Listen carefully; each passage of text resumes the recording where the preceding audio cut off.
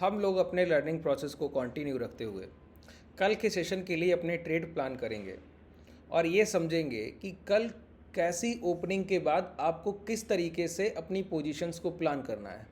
अगर price gap up करता है तो क्या करना है, गैप डाउन करता है तो क्या करता है, और कॉस्ट की ओपनिंग के बाद आपको किस तरीके के ट्रेड प्लान रखने होंगे। दूसरी बात, कल प्राइस में डाउन ट्रेंड कल की तरह देखेंगे या नहीं देखेंगे, या फिर कंसोलिडेशन के लिए जाएंगे या फिर लॉन्ग करने के लिए जाएंगे। तीसरी बात, विक्स का जो रोल चल रहा है कल विक्स को आप किस तरीके से ट्रीट करेंगे। अभी तक कल के ट्रेड प्लान को सबसे पहले हम डिस्कस करेंगे और उसके बाद इन सारे पॉइंट्स को वन बाय वन क्लियर करेंगे। ठीक है, सबसे पहले कल के सेशन के जो हमारे ट्रेड प्लान थे वो बहुत क्लियर थे कि प्राइस में हमको एक नेगेटिव स्ट्रक्चर और नेगेटिव मोमेंटम डायरेक्टली देखने को मिल रहा है। क्यों? क्योंकि प्राइस की क्लोजिंग लगातार नेगेटिव हो रही थी पिछले 3 ट्रेडिंग सेशन से। ठीक है, और उन 3 ट्रेडिंग सेशन की नेगेटिव क्लोजिंग के बाद कल प्राइस ने एक एग्रेसिव डाउनफॉल के साथ एक बिकवाली के साथ क्लोजिंग किया था। डाउन साइड कल के सेशन में एक अच्छी स्ट्रॉन्ग वीक क्लोजिंग थी।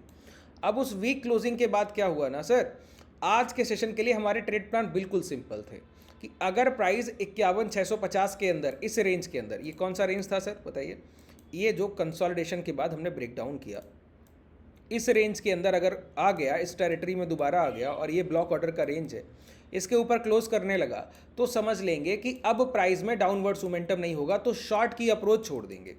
बाकी प्राइस कुछ भी करे, स्विंग हाई के पास शॉर्ट, लो ब्रेक होने के बाद शॉर्ट। ठीक है, ये हमारे कल के ट्रेड प्लान थे कि मार्केट में डाउनवर्ड्स मोमेंटम के लिए हम लोग पहले से बिल्कुल तैयार बैठे थे और उसका वेरिफिकेशन हम लोग इंडिया विक्स से कर रहे थे, इम्प्लॉयड वॉलेटिलिटी। अच्छा, इंडिया विक्स जब बढ़ता है तो वो वॉलेटिलिटी को बढ़ा देता है।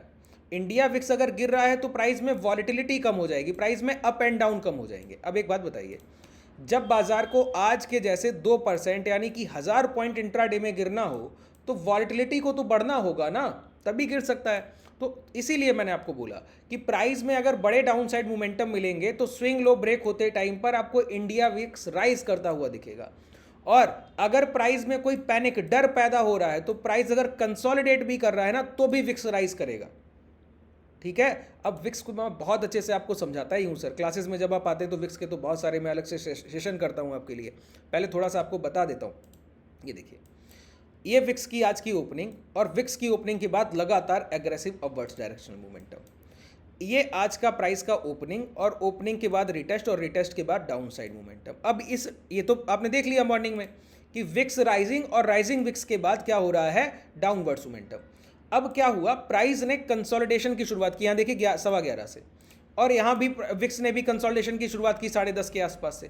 Consolidation consolidation consolidation. अब ये कैंडल देखिए 13:45 के पास लो लगे, 13:45 का मतलब 1:45 PM यहाँ पर लो लगे। यहाँ पर प्राइस देखिए 13:45 के पास कहाँ ट्रेड कर रहा है, ये 13:45 का लास्ट कैंडल है। अब विक्स दोबारा से बढ़ने लगा, राइजिंग विक्स, और यहाँ पर डाउन साइड दूसरा मोमेंटम। तो जब भी प्राइस में वॉलेटिलिटी का इंक्रीजमेंट होगा और प्राइस एक ट्रेंड के फेवर में ब्रेकडाउन या ब्रेकआउट करेगा तो वहां पर आपको मोमेंटम की पॉसिबिलिटी सबसे पीक पर होती है, और यहाँ पर गलती की गुंजाइश बहुत कम हो जाती है कि ब्रेकडाउन के बाद ये लो ब्रेक होंगे कि प्राइस दोबारा अंदर आ जाएगा। जब आईवी बढ़ रहा है, विक्स लगातार इंक्रीज हो रहा है, लगातार हायर हाइज के फॉर्मेशन में है, तो डाउनफॉल, ब्रेकडाउन होने के बाद और तेजी से मोमेंटम मिलेगा सर, कोई ट्रैपिंग की संभावना नहीं है, और प्रीवियस ट्रेंड तो नेगेटिव है ही है। बात क्लियर हो गई? तो कल के प्राइजेशन को आप लोगों ने बहुत अच्छे से ट्रेड किया, मैंने आप लोगों के कमेंट देखे, मैक्सिमम ट्रेडर्स ने बहुत बड़े बड़े प्रॉफिट बुक किए हुए हैं, और क्लास के ट्रेडर्स का तो कहना ही क्या सर, वो तो डेली क्लासेस के साथ बहुत अच्छे से अपनी चीज़ों को प्लान करते हैं, क्योंकि हम लोग हैजिंग करते हैं। अब मैं आपको बताऊँ, जिस तरीके की आज हम लोग पोजीशन लेकर गए ना, हमारे जो क्लास के ट्रेडर्स हैं उनका पोजीशन का प्लान ही इस तरीके का है कि प्राइस कल कितना भी गैप अप कर ले, 300 पॉइंट का गैप अप कर ले, 400 पॉइंट का गैप अप कर ले, तो हमारा जो एसटीबीटी है कि 300-400 पॉइंट के गैप अप के बाद भी एक पैसे के घाटा नहीं दे पाएगा। और मैं आपको बोल रहा हूँ शॉर्ट का पोजीशन है, जाइए टेलीग्राम में आपको पोजीशन दिखेगा, आज इंट्राडे में भी हम लोगों ने शॉर्ट किया, कल भी शॉर्ट करके गए थे। ठीक है, और आज एसटीबीटी में भी शॉर्ट लेकर गए, 52,700 का स्ट्राइक शॉर्ट करके गए। आज इंट्राडे में 53,100 बेचा था, कल हम लोग 53,200 बेच कर गए थे। ठीक है, तो इस तरीके से लगातार सेल ऑन राइज का प्राइस है, मैंने आपको जैसे बताया उसी तरीके के हमारे ट्रेड प्लान है। ठीक है, अब 52,700 का प्राइस अभी 70 रुपए के आसपास ट्रेड कर, कितना भी प्राइस गैप अप कर ले कल इस पोजीशन में कोई रिस्क नहीं आने वाला। 53,100 का स्ट्राइक, कल कितना भी गैप अप कर ले यहाँ पे कोई रिस्क नहीं आने वाला। अब ये सारी चीज़ें हम लोग क्लासेस में डिस्कस करते हैं, अभी हम लोगों ने रिसेंट सेशन को खत्म किया। अब समझिए, एक एक पॉइंट को बहुत ध्यान से सुनिएगा, कल के लिए हमारे क्या क्या ट्रेड प्लान होने वाले। पहली बात, हम एक रिसेंट डाउनफॉल में हैं, डाउन ट्रेंड में, एक लोअर लोज के फॉर्मेशन में है और एग्रेसिव डाउन ट्रेंड में है। अब कई लोग बोलेंगे कि आज की क्लोजिंग पॉजिटिव क्लोजिंग है। नहीं सर, पॉजिटिव क्लोजिंग नहीं है। क्यों? प्राइस की क्लोजिंग में एक मेजर डिफरेंस है, प्राइस की चार्ट की क्लोजिंग में और एडजस्टमेंट प्राइस में। ये एक मेजर डिफरेंस है, ये वीकनेस को दर्शा देता है, इसका डिफरेंस दर्शा देता है कि प्राइस की चार्ट की क्लोजिंग है 50,290, तो 50,300 की क्लोजिंग आप रफली मान लीजिए चार्ट की, ठीक है। लेकिन यहाँ पर अगर आप गौर करें तो यहाँ पर स्पॉट प्राइस की क्लोजिंग है 50,088, तो एक मेजर डिफरेंस है। तो प्राइस में क्या है कि ये क्लोजिंग किसी काम की आपकी रह नहीं गई। अब समझिए, ये क्लोजिंग का एडजस्टमेंट प्राइस कब होता है? 3:15 के आसपास जो मार्केट ट्रेड कर रहा होता है उसके आसपास की क्लोजिंग हमको क्लोजिंग के टाइम पे देखने को मिलती है। 3:15 के आसपास प्राइस क्या ट्रेड कर रहा था? 50,072, तो वही 50,088 के आसपास आपकी क्लोजिंग है, सिंपल। तो इस पोस्ट मार्केट में जो भी मोमेंटम है वो कोई स्ट्रॉन्ग प्राइस का नहीं है। जब भी प्राइस को आप किसी तरफ पुश करेंगे ना, तो उसके अगेंस्ट में उतना ही वॉलेटाइल प्राइस होता है। तो कभी भी मेजर एग्रेसिव डाउनफॉल के प्राइस के रिट्रेसमेंट भी बहुत सीवियर होते हैं, बहुत सीवियर होते हैं, बहुत तेजी से प्राइस हायर डायरेक्शन मोमेंटम करके आता है सर, ठीक है। ये price is like a rubber band, मैंने आपको कई बार बताया, जिसको जितना आप उसको स्ट्रेच करेंगे उतनी तेजी से वो आपको रिवर्स में पुल बैक देगा। तो जितनी तेजी से आपका डाउनफॉल उतनी तेजी से पुल बैक बार बार आपको देखने को मिलते हैं। अब समझिए, कल के सेशन के लिए हमारे मेजर क्या ट्रेड प्लान है। एक तो हम सेल ऑन राइज के मार्केट में। अब इस सेल ऑन राइज के मार्केट में हमको ये तय करना बड़ा मुश्किल हो जाता है कि किस प्राइस पर शॉर्ट किया जाए। इसके लिए मैंने आज दोपहर का सेशन भी इसीलिए मैंने आपके लिए किया, जहां मैंने 8, 14 और 21 के मूविंग एवरेजेस को बताया हुआ है। एटीएमआ तो आप लोगों का परफेक्ट सेटअप है ही, वो आप लोगों का फेवरेट है ही है, उसको तो आप ट्रेड कर ही रहे हैं। लेकिन एक ब्लॉक ऑर्डर जहां पर बनेगा वहां पर परफेक्ट एग्जीक्यूशन बनता है। उसके लिए जिन लोगों ने अभी तक वो सेशन नहीं देखा ना, तो नीचे डिस्क्रिप्शन में टेलीग्राम का लिंक है, उसको ज्वाइन कर लीजिएगा, वहां से देख सकते हैं, या इस पूरे सेशन को पहले कंप्लीट देखिए, उसके बाद चैनल को ओपन करने के बाद भी देख सकते हैं, ठीक है। अब सुनिए, ब्लॉक ऑर्डर जहां पर बनेगा वहां से सप्लाई आएगी। तो इससे पहले हम लोग आज प्राइजेक्शन के ब्याह पर अपने ब्लॉक ऑर्डर की रेंज को पहचान लेते हैं। एक ब्लॉक ऑर्डर का रेंज है ये देख पा रहे हैं, ये एक ब्लॉक ऑर्डर का रेंज। कैसे पता लगा ये ब्लॉक ऑर्डर का रेंज है? जहां प्राइस एक एक्यूमुलेशन और डिस्ट्रीब्यूशन को इक्वलाइज करने के बाद मोमेंटम करता है, वो एक ब्लॉक रेंज होता है। प्राइस में लगातार एक मोमेंटम बना, कंसोलिडेशन का रेंज बना, उसके बाद मोमेंटम आया, तो ये एक ब्लॉक रेंज है। ये ब्लॉक रेंज क्या है? 50,600 से लेकर ये 50,800 की रेंज में। कल जब तक प्राइस इस रेंज के ऊपर की एक घंटे की क्लोजिंग ना करे, तब तक आपका पूरा बिहेवियर रहेगा सेल ऑन राइज का, पूरा बिहेवियर सेल ऑन राइज का।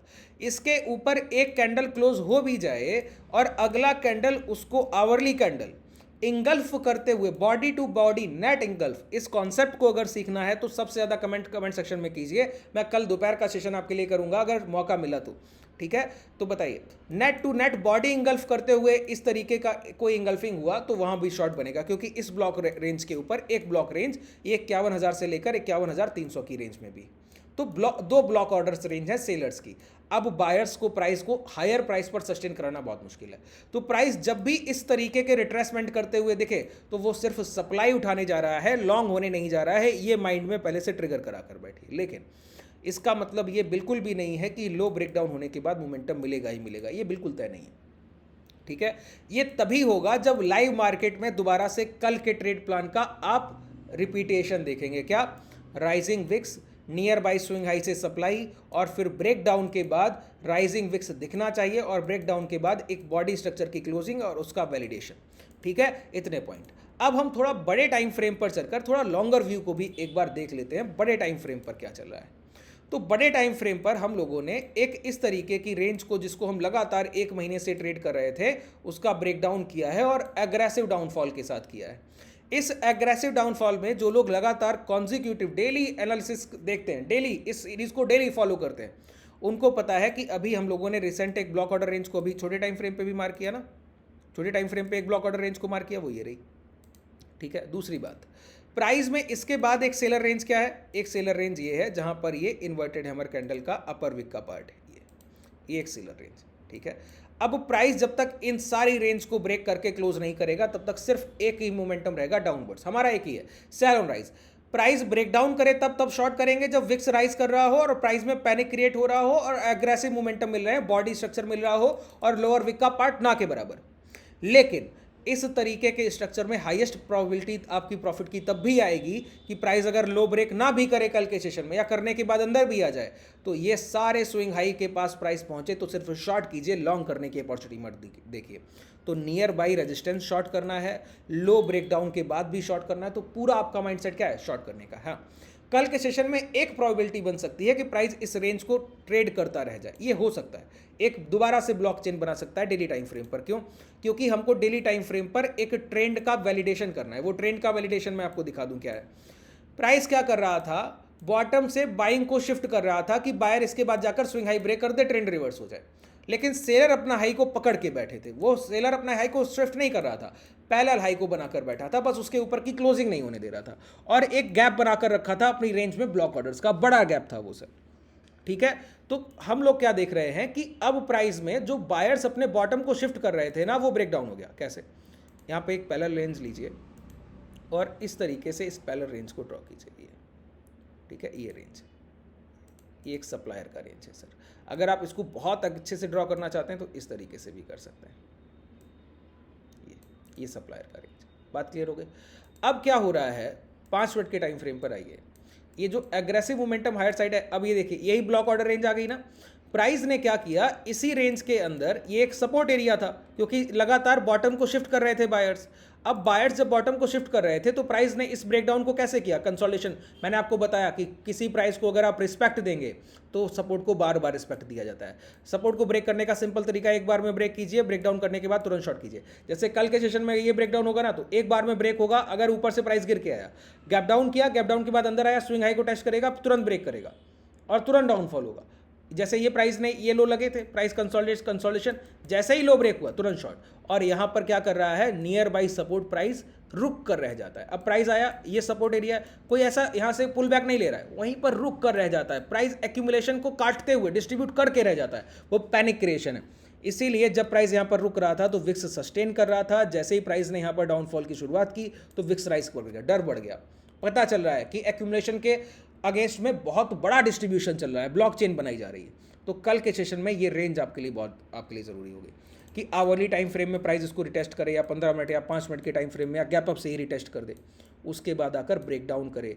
जो भी यहाँ पर लो लगे उनके ब्रेकडाउन के बाद शॉर्ट कीजिए, near by swing high short कीजिए, लो ब्रेक होने के बाद शॉर्ट कीजिए। ठीक है, अब अगर प्राइस इस लो को ब्रेक नहीं करता है या ब्रेक करने से पहले पहले इस हाई के ऊपर निकल कर होकर आता है और कंसोलिडेट करते हुए इसको टच करता है, तो फिर प्राइस कल का सेशन रेंज बाउंड कर देगा। अगर विक्स राइजिंग नहीं हुआ, विक्स कांस्टेंट रहा या न्यूट्रल होने की बजाय डाउन मोमेंटम में रहा, डाउन ट्रेंड में रहा।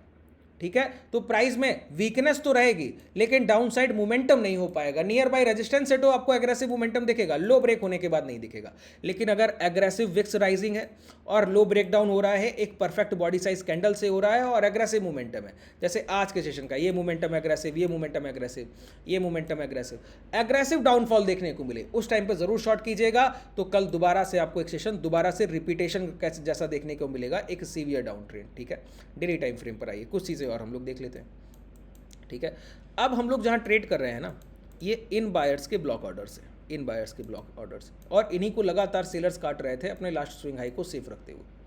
अब हम इनकी टेरिटरी में पहली बार एंटर कर गए हैं, तो प्राइस रिटेस्ट करने के बाद क्या करें, अगर इनका ब्रेकडाउन कर दे तो हमारे नेक्स्ट टारगेट क्या होंगे। अब ये सारे ब्लॉक ऑर्डर कट जाएंगे वैलिडेशन के बाद। आज की कैंडल की क्लोजिंग इसके अंदर हुई, इसके नीचे भी एक कैंडल क्लोज होना चाहिए, फिर प्राइस रिटेस्ट करने जाए, फिर अगर वैलिडेशन हो गया तो अगले टारगेट हमारे इस रेंज में होंगे जहां तक कोई वीक पार्ट नहीं है, 47-47-300 के आसपास तक, यहाँ तक हमारे होंगे ये टारगेट। और इस रेंज के अंदर कहीं तक भी आ सकता है, 46,000 तक भी आ सकता है। फिर यहाँ पर जब आ जाएगा फिर समझेंगे कि प्राइस किस तरीके से रिएक्ट करेगा, या और गिरेगा या फिर यहाँ से पॉजिटिव कंसल्ट ऊपर निकलेगा। ठीक है, तो अभी रिसेंटली आपके ट्रेड प्लान कल के सेशन के लिए लगभग क्लियर हो गए।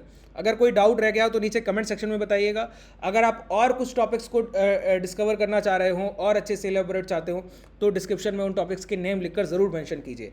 शुभ रात्रि, धन्यवाद। अगर आप हमसे जुड़ना चाहें तो डिस्क्रिप्शन में टेलीग्राम एप्लीकेशन का लिंक है, एप्लीकेशन से डायरेक्टली आप क्लासेस को भी ज्वाइन कर सकते हैं। धन्यवाद।